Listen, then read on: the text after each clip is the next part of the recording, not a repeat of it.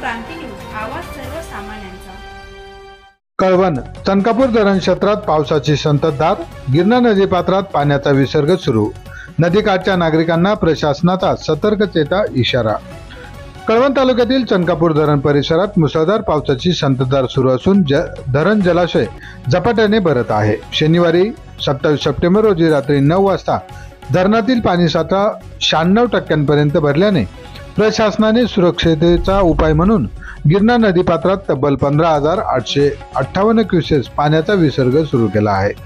पाणलोट क्षेत्रात पावसाचा जोर कायम असल्याने धरणातील पाणी पातळी सतत वाढत असून पुढील काही दिवसात परिस्थितीनुसार टप्प्याटप्प्याने विसर्ग वाढवा लागू शकतो, अशी माहिती धरण प्रशासनाने दिली आहे।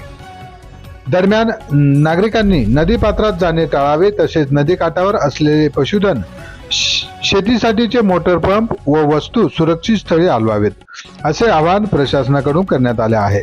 प्रशासनाने संभाव्य धोका टाळण्यासाठी सतर्क राहण्याचे आणि सूचनांचे पालन करण्याचे आवाहन नागरिकांना केले आहे। महाराष्ट्र क्रांती न्यूज साठी वृत्त संकलन विभाग, कळवण।